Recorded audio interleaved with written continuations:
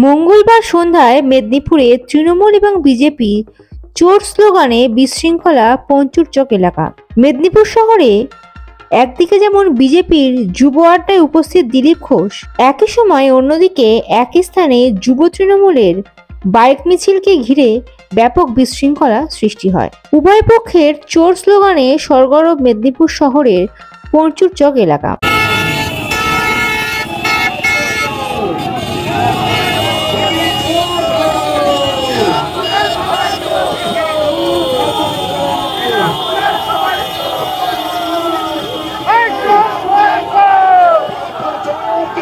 মঙ্গলবার সন্ধ্যায় মেদিনীপুর শহরের পঞ্চুরচকে পূর্ব ঘোষিত কর্মসূচি ছিল বিজেপি যুব মোর্চার।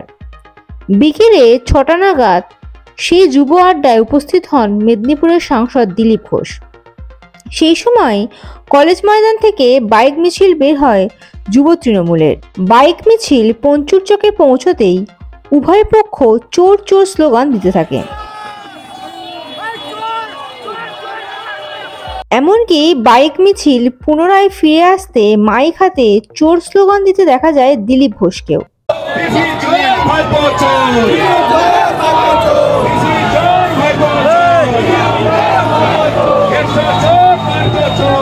ঘটনায় সাময়িক উত্তেজনার সৃষ্টি হয়।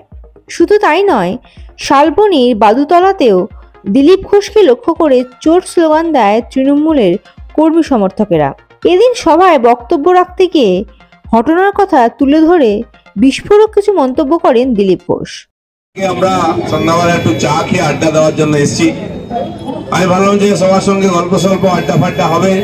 আমাদের জেলার সমস্ত নেতৃবর্গ, যুব মোর্চা, মহিলা মোর্চার ভাই বোনেরা, সবাইকে আমার আন্তরিক শুভেচ্ছা। কিন্তু যারা রাস্তায় বেরোলে চোর চোর বলে, তারা আমরা রাস্তায় বসে চা খাবো, এটা তাদের ভালো লাগছে না।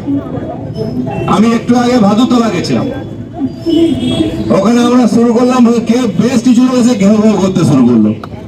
আমি জুন মালিয়াকে, সুনীল ভদ্রকে এবং সমস্ত টিএমসি নেতাকে আজকেই বলে দিচ্ছি, যদি আপনারা মনে করেন যে ভোটটা এভাবে করবেন, আমরা কিন্তু পোস্টার ব্যানার নিয়ে ভোট করবো না, অন্য কিছু নিয়ে করবো। আর এই যারা চেঁচামেচি করছে, কানে দুল পরে বলে আসো, বাড়িতে যেন বলে আসে, নামটা কেটে দেয়। দিলীপ ঘোষ এরকম যোগচকদের মুখে পা দিয়ে 18টা এমপি জিতেছে, নিজে 87,000 ভোটে জিতেছে। এই ধরনের সমাজ বিরোধী গুন্ডা গাছকাটা পকেট মারতে ভয় পায় না, কানে নিজে 2 থাপ্পড় মারলে 7 দিন শুনতে পাবে না। সেটা আজকে প্রথম দিন বলেছে, আরে কেন্দ্রীয় ডিক্লেয়ার হয়নি, হেরে গেলে কেন্দ্রীয় তো ডিক্লেয়ার হতে দাও, তারপরে লড়াই হবে। সেই ডায়লগটা বলবো, খাবি কিরে বেটা, ঝাঁঝে মরে যাবি। মরে যাচ্ছ তোমরা, ভালো কামাচ্ছ, খাচ্ছ, থাকো, কেন চুল করছো? আমরা চুল করলে কিন্তু ঘাস করতে দেবো না। যাই মলম লাগাও, কোনো মলম হয়নি, বিজেপি চুলকনি শুকোবে না। আজকে এখানে এসে আমরা সভা করতে, তোমরা যদি মনে করো চেতকা চেঁচামেচি করে, মাইক দিয়ে, মিছিল করে, বাইক চালিয়ে বিশ্বাস করবে, আমরা ওসব জানি। আর দিলীপ ঘোষকে কমপক্ষে শিখিও না, তোমাদের অনেক কুকুরকে মুগুর দিয়ে সিধা করেছে। কোন কুকুরে কোন মুগুর দিলীপ ঘোষ ভালো জানে, আমাকে শেখাতে এসো না। আর খালি মেদিনীপুর নয়, আমি ওই মেদিনীপুরের মাটির জল খেয়েছি। আমার মা আমাকে দুধ খাইয়েছে, আমার মা আমাকে ঘোল খাওয়ায়নি। আর খাঁটি মোষের আর গরুর দুধ খেয়েছি আমি। তোমরা তো বোতলের দুধ খাও, বুঝবে কি? আর দিলীপ ঘোষ মেদিনীপুরে যেটা বলে, কুচবিহারে ওই কথা বলে, দাঁড়িয়ে চৌরাস্তার উপরে, কারো আঁচলের তলে দাঁড়িয়ে কথা বলে না। কোন চামচা, কোন নেতা, কোন অভিনেতার হাত দাঁড়ে না। সেটা গণতান্ত্রিক দেশ, গণতান্ত্রিক রাজনীতি করতে এসেছি, মানুষ আমাকে জিতিয়েছে এখানে, সেই অধিকার নিয়ে বলছি। রাজনীতি রাজনীতি ভাবে করো, নাহলে সন্দেশখালী যেখানে সেখানে হতে পারে। সন্দেশখালীর জায়গায় অনেক কিছু, নন্দীগ্রামও হতে পারে, তার জন্য প্রস্তুত থাকো। দ্বিতীয়বার যদি এটা হয়, আমি বলে দিচ্ছি, কোন বাইক র্যালি একটা বাইক পার করতে দেবো না। আর দিলীপ ঘোষ খেটোবালা সিং আসবে আগে, এইটুকু বলতে এসছি, বাকি তো পরে বলবো। আর এখানে এসপি এসছে,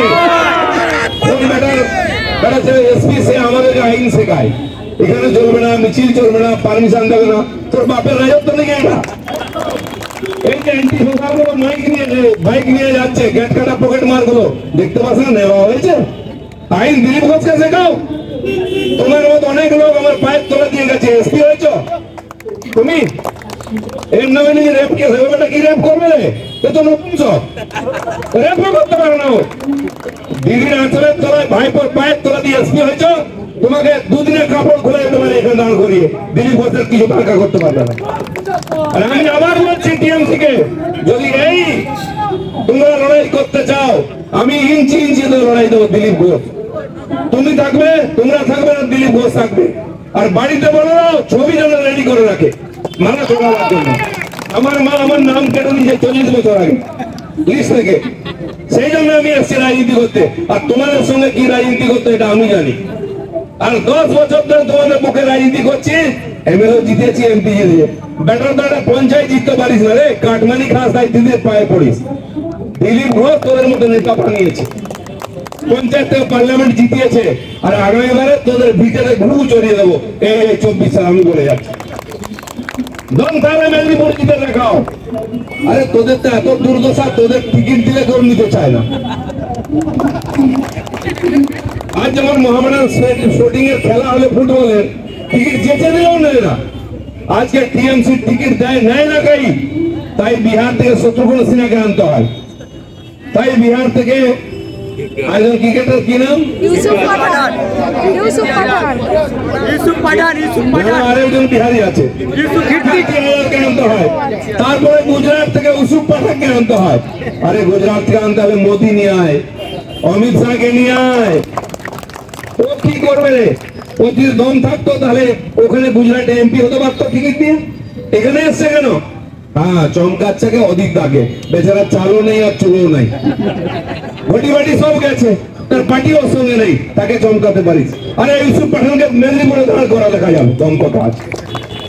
আর তোদের যত বড় নেতা দাঁড় করালে, একজন ভদ্রমহিলা ভালো, তিনি রাজনীতি বোঝেন না, তাকে আমার সামনে বিজেপির সামনে করে দিয়েছে। ভালো মানুষ, ভালো, ভগবান আশীর্বাদ করুক। তো এই তোদের রাজনীতি। আরে তোদের টিএমসি তোদেরকে ভরসা করে না।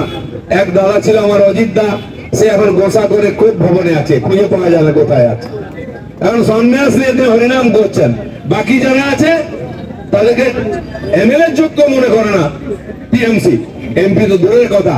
আর তারা এখানে ফটফট করছে এই কটা টাকা, পঞ্চায়েতের টাকা, মিউনিসিপ্যালিটির টাকা ঝাড়ার জন্য। আর কত রোজ মারামারি হচ্ছে। মানুষ জিতিয়ে খড়গপুরে পৌরসভা হাতে দিল, একটা চেয়ারম্যান দিতে পারেনি 10 বছর ধরে। সেখানে একজন মহিলাকে নিয়ে এসছে, তিনি শুনতেও পারলেন, তিনি দেখতেও পারলেন, তিনি বলতেও পারেন না। এই তো তোদের অবস্থা। একজনের শিখণ্ডি খাড়া করে লুটে ফুটে খাওয়া। লড়তে এসছিস, হিম্মত থাকলে গণতান্ত্রিক লড়াই করো, কড়াই গন্ডাই বুঝিয়ে দেবো। 2 লাখের বেশি ভোটে যদি না হারিয়েছি তোমাদেরকে, এবারে লোকসভা আমার নাম নেবেন। এই মেদিনীপুরে বলে যাচ্ছি, লুকিয়ে করি না কিছু, মানুষ জবাব দেওয়ার জন্য বসে আছে। আজ আমরা এখানে যুবকদের নিয়ে বসেছি, সারা দেশ জুড়ে বুথে বুথে আমরা এই ধরনের কার্যক্রম করছি। Bureau report ND Bangla news.